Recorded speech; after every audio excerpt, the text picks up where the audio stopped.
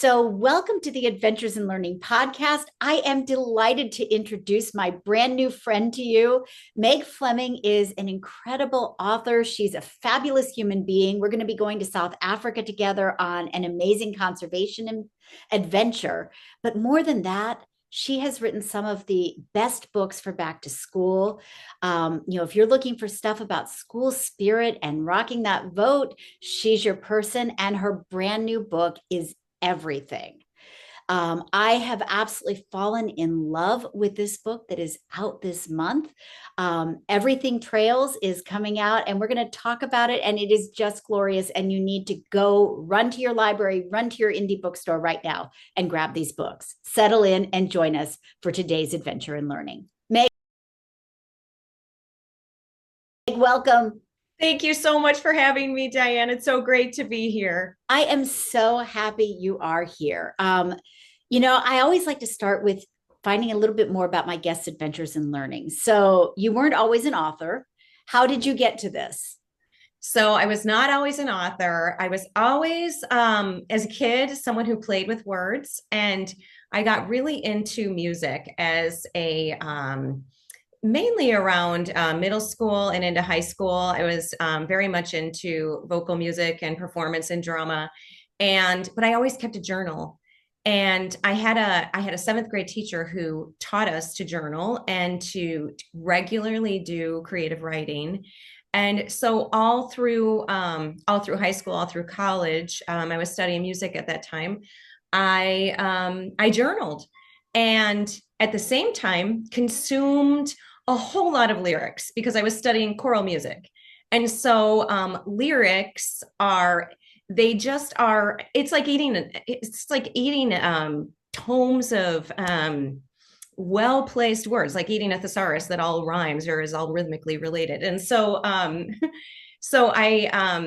come to this space of writing from with a musical background, and I can't tell you what came first, the love of words or the musicality. Well, and you can hear that in your books. Like when you read the text, there's definitely that musicality. And even if I hadn't known this about you, I would have asked you about it because it feels like you're reading song lyrics, and particularly in this latest book. Um, I really love them. Can you talk a little bit about your body of work and just share your books for those who might not be familiar?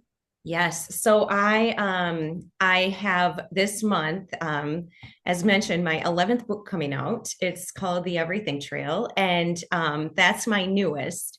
My first book is called I Heart You. It's a love letter to children. And then my second and third were a team. It was Ready, Set, Sail and Ready, Set, Build.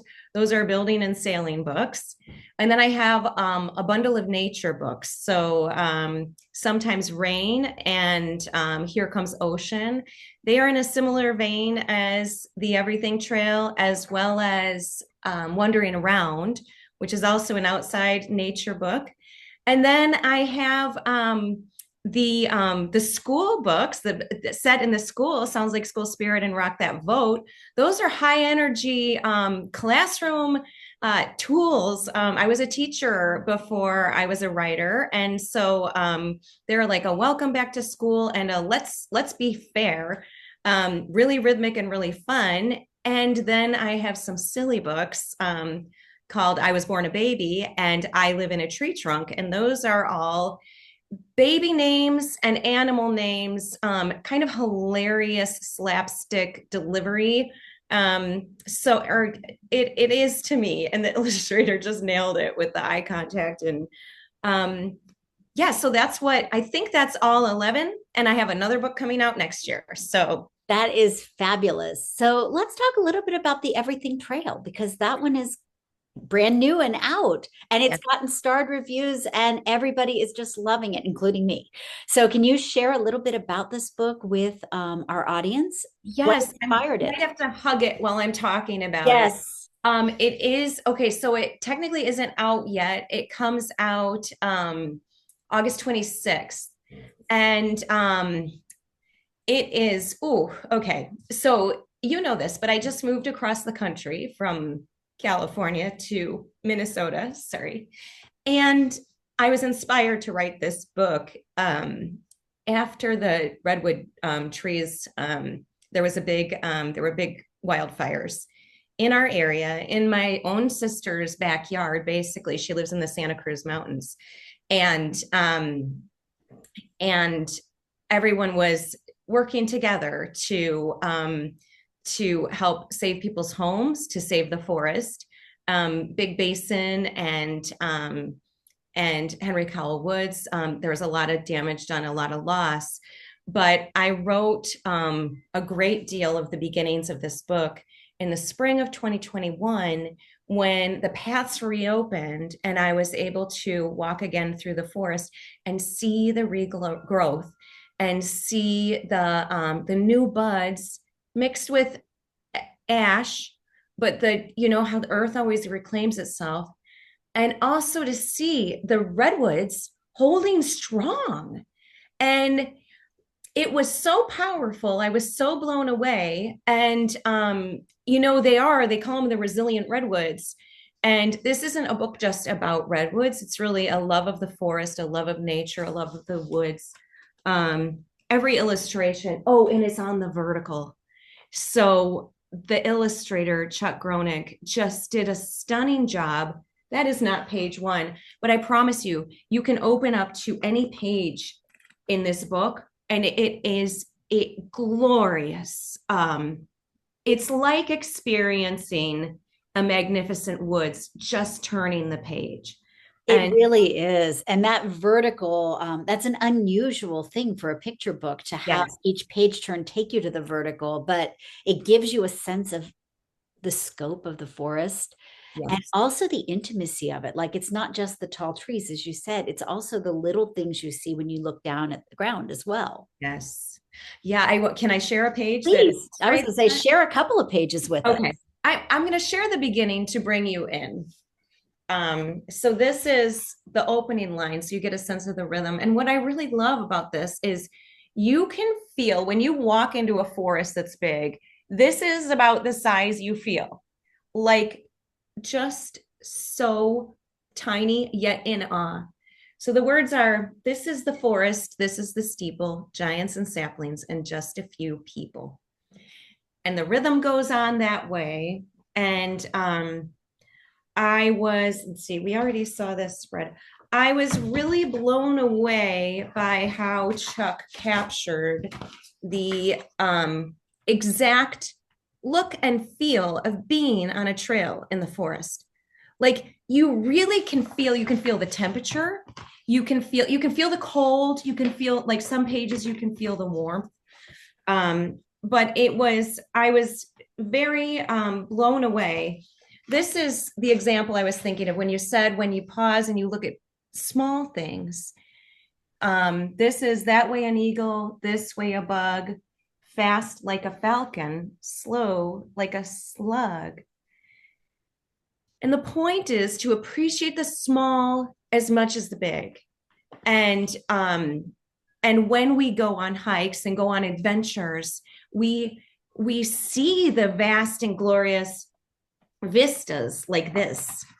And it's wow. And these are the moments that just stick to your soul.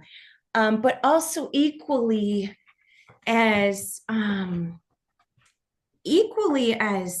life-changing are the little moments that you have by yourself, like this, smelling a smell that catches you. And so I hope that is contained in this book. It really, I had an emotional response when I saw it for the first time and I read it. I cried. It just is, this page, I feel like truly elicits that feeling of being part of something bigger and being important to the greater whole. And so that book really is a hug. And I read it this weekend after my husband and I had gone for a hike in Massachusetts. And we were near Amherst, and didn't go to Mount Tom or any of the high peaks. We actually did a trail walk, Mhm. and there was no real destination, no vista at the end. I'm used to the hikes where you wind up at a vista. Yeah. But what I appreciated about that hike was seeing the beauty everywhere, stopping and seeing the fungi that were growing in the trunks of the trees, or appreciating the way the brook was meandering and sort of the smoothness of certain rocks where the water had worn it away. The smell of the pine needles, and just how soft they felt under the feet, the temperature changes, coming light to dark, Yes. feeling just that you could feel dappled light, and all of that comes through not just in your words, but in the illustrations as well. And it's the kind of thing that I know we want kids and families to do more of, to be able to appreciate that wonder. You may not be able to go to the redwood trees, and you may not have a forest right there, but there's always a little bit of nature, a place to take a walk, to engage, and to love. Always. Like, I think it's as close as saying you're going for a hike and calling it a hike and walking out your front door and deciding you're going to go on a hunt for tiny things, or a hunt for textures, or a hunt for blue. Yes. Just it's and it can all be a hike, and it's all accessible everywhere. It's just claiming that you're taking that time, and you're intentionally going for a hike. Exactly. When I worked, I've worked at both a preschool and in a children's museum, and had opportunities to take groups out in both. And I would always call it an adventure. And we would go looking for stuff, and then they would derail it, and that was fine. And I would go with where they went. But often we would look for like the rainbow, and we'd try to find colors that matched each of the colors in the rainbow. Or we might look for all the signs we could see, or how many bugs do we see today? How many different kinds of flowers? And, the possibilities were endless. Yes. And with kids, all you have to do is say, we're going on an adventure, and they're on it. Yes. And anything is possible. And this book really is such a great one to put in that category, not only for let's go on an adventure, but also as teachers are looking to explore habitats and biomes, because there's so much you can get from this very simple picture book in terms of what that habitat looks like, and your place in it, and the things that you can connect, and how it all is connected. So definitely go out and get this book. It's really beautiful. Thank you. Thank you very much. It's a piece of my heart. So it means the world that it's just being read with the intention that I had hoped. That's wonderful. Now, are you going to have an opportunity to go out on a book tour for this one? I know you're getting ready to go to South Africa. Yes. Yes. So I will be before we go to South Africa, I will be returning to home in San Francisco, and I'll be doing a little book tour in the Bay Area. And then, as you know, we're taking a big hike over to South Africa.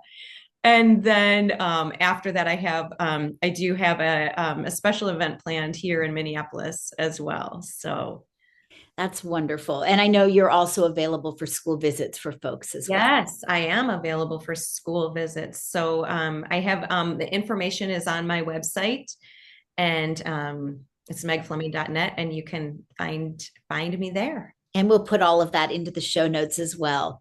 What goes into a good school visit, just out of curiosity? Oh my gosh. Okay. For me, it starts with, well, everything I do starts with curiosity.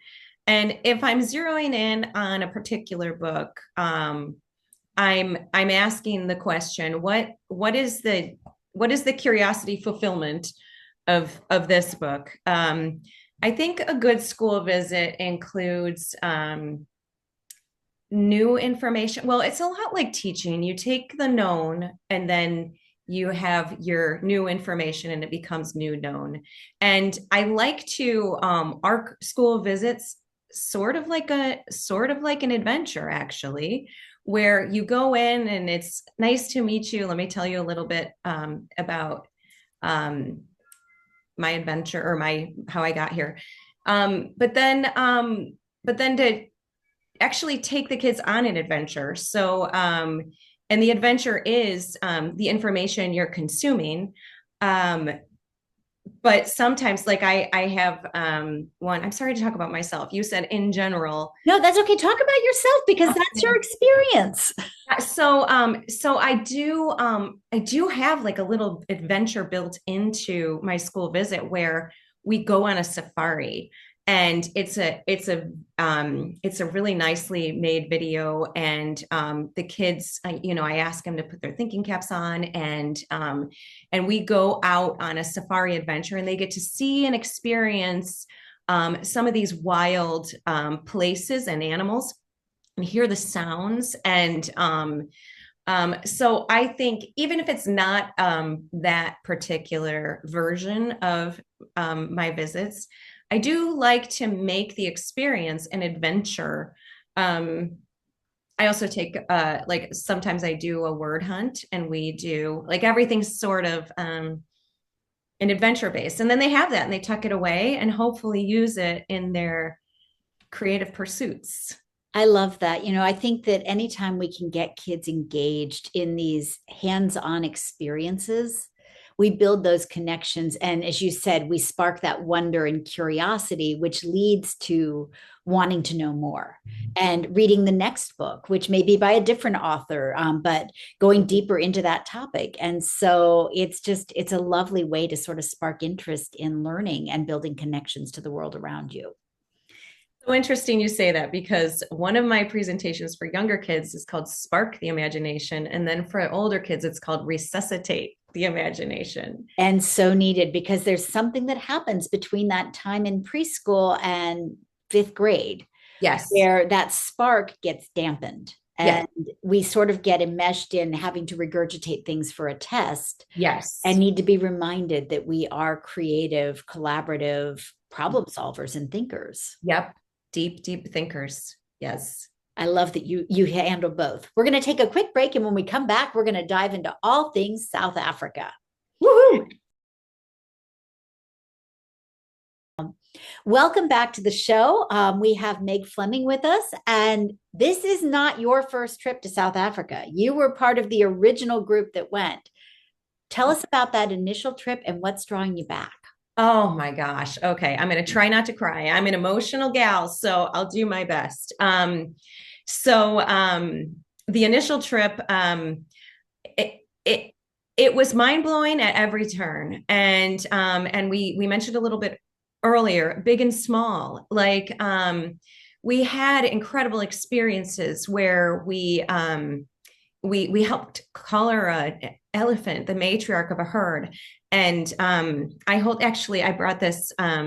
This is a rock I picked up from that day just to like have a memory of it. But we also marveled at dung beetles and tiny insects and critters that we've never seen before. There were opportunities to be part of and witness relocating herds of the wildest of the wilds. We were on top of a container where they were letting down the fences in one area, and they needed to balance out the herds. And so we climbed on top. A container is a lot like where they put like racehorses when you're moving them across the country. And we climbed up top, and a herd of wildebeest came in, and we could see below us, like through the above window. We're peering down on these wildebeest, just like, let me get through. And then came the impala, or no, that wasn't next. Next was the zebra. So there was a herd of zebra beneath us for about, I want to say it was 30 minutes of being above, very close in a very unique perspective to wild zebra. And then the next group was impala. And it was life-changing in a way I grew up in the wilderness. My parents took us on camping trips before it was in vogue and before Eddie Bauer or REI existed. And I grew up camping. And this was an experience that really fused something in me, saying that connecting humanity to the animal world. And the best example that I have is that a lot of us have dogs and cats. And we know, like we call them, my dog is right here. They're part of the family, and we could care about their habitat and make sure that they're fed. And we feel like they're relatable animals. This was the first time I had been so close to large animals and seeing their relationships with each other from a safe distance, like from a distance, but also pretty close. And knowing that their communication style with their communication with each other is just as intricate as ours, if not more. And I know we've done some learning, and we know that from whales and dolphins, and we're amazed that they communicate. But seeing the humanity of animals and how they interact with each other, it pierced my heart, and it made me want to raise awareness, so that more people would care about them and their habitats. Because if they don't have a place to lay their head, they cannot survive. Right. And so it was life changing in such an unexpected way. I knew it was going to be great. I didn't know why. I mean, I kind of knew why. I didn't know what I was getting into. And I'm going back because I feel I have to. My heart is pulled, and the sometimes I think that you do things without knowing why completely. And then you find out later. And I have been finding out ever since I returned the why I went, but also feeling like I have more questions and more to do. That's exciting. And Wild Tomorrow, which is the group that we're going over to work with, you've had a chance to sort of sit side by side with what they do. Why is it so important to support organizations like this? It's important to support organizations like Wild Tomorrow because they're taking extra care to put the environment and the animals first, simultaneously educating the community so that they too can put the environment and the animals first. And so Wild Tomorrow really they do authentic and deep work that is always building up. It's building up the community and saving so many habitats and also animals' lives. And so it's multifaceted. And I would say, like, you can go somewhere and see great things and go on a tour and get a good feeling of what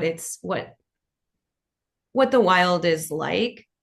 But it's really wonderful to go when you know that their mission is really and truly helpful. And, we talk a lot about the need for deep systemic change, both here in the US and in other places. And that's one of the things I've been impressed with and can't wait to sort of see in action is the idea that you're working from the ground up, that the community is taking the lead in the problem solving, and that it's all connected, the education, the employment, the animals, the habitat, the environment. And I think that's something that we have been failing to see in this country, and failing to see it to our own detriment, perhaps. Mhm.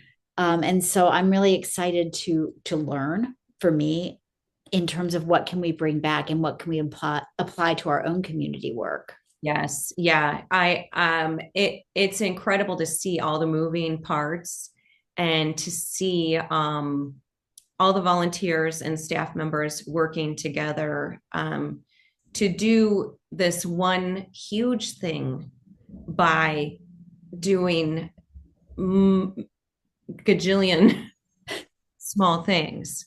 There's and this is not small, but they have a place where they are trying to create more colonies of bees, and we know how important bees are.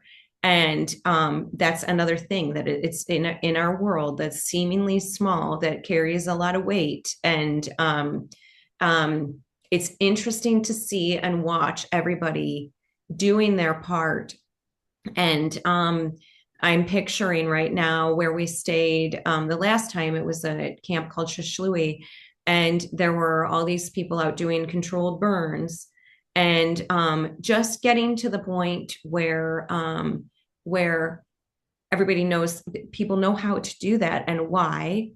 Um, um, it's it's um,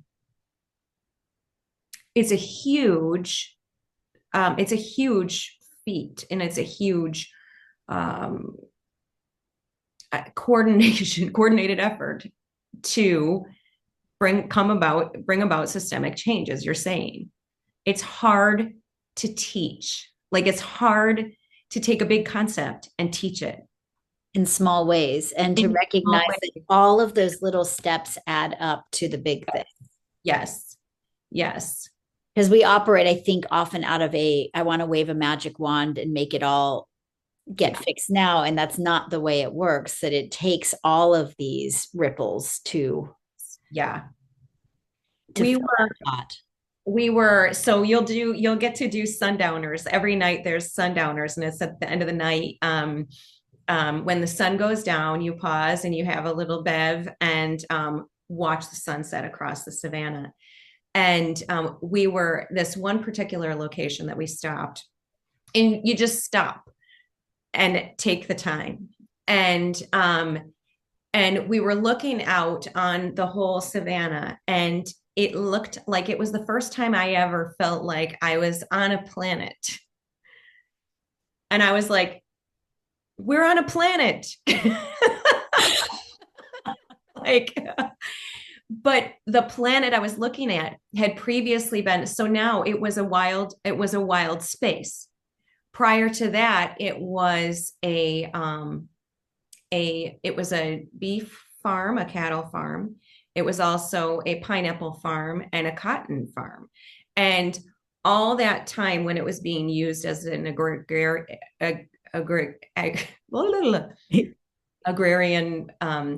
for agrarian use, it couldn't be home to these giant herds of animals.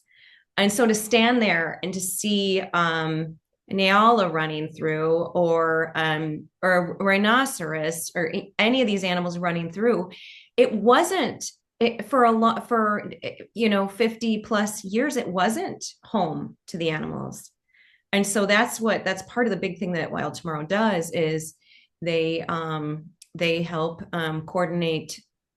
um, well, they have like corridors that they try to connect to make more and more land for the animals to call home. Which is huge, because we need to protect and preserve those spaces, and to find ways to live in harmony and support those ecosystems that we depend on for our own survival as a species. Yes. Yeah. It is us, but it's also not just us. Yes. We're all connected or interbeing. And I think that that's something I'm looking forward to experiencing. I know it mentally, but to experience it on that deep core soul place. Yeah. it's profound.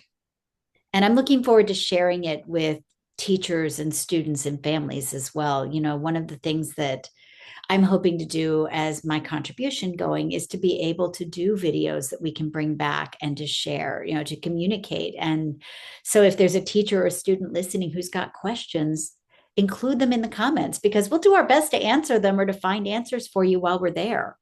You know, because this is as much your trip as it is ours. Yes. Yeah.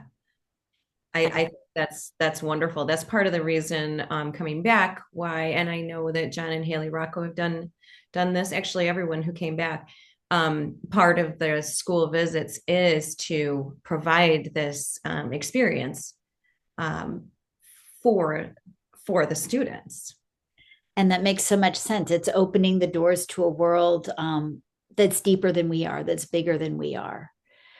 Because if we don't know, how on earth can we fall in love with it or protect it? That's exactly, that is the reason I wrote this book, The Everything Trail.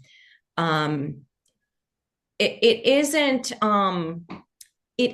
like a whole lesson plan to go outside.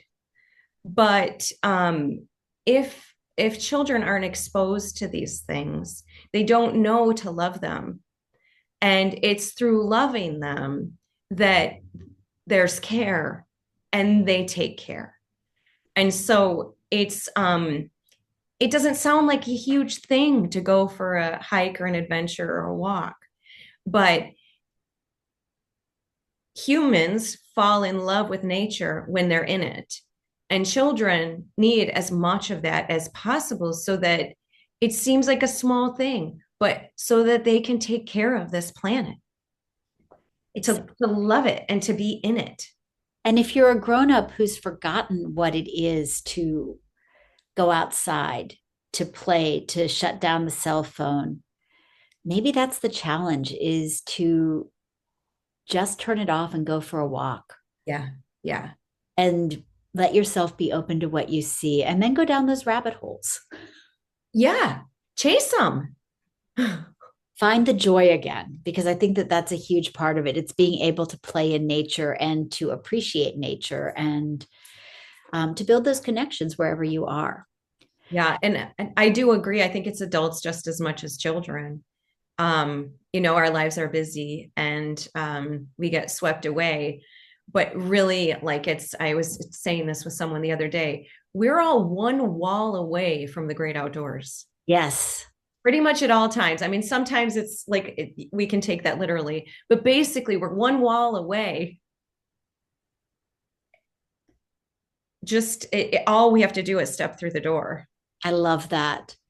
So, Meg, last question I want to ask for today is what brings you hope? Oh gosh, what brings me hope is really you've primed this question, everything we're talking about. So we have a lot of good going on, and I find hope when I get together with kids and when I have the opportunity to talk to them and find out what's going on in their world and spend time with them and share nature really with them. I think basically that, not to be redundant, but everything we've been talking about, I do feel is hopeful that there are programs around where we can help our animals, help our environment, help our habitat, and really great kids who are just eager to learn and eager to absorb and be sponges. So I would say it's really being around children. I love that. Well, Meg Fleming, thank you for joining us on the Adventures in Learning podcast. The Everything Trail is out now, folks, so please go get it. And we look forward to hearing your questions about South Africa and to following up when we get back from our trip. Thanks for joining us today. Thank you.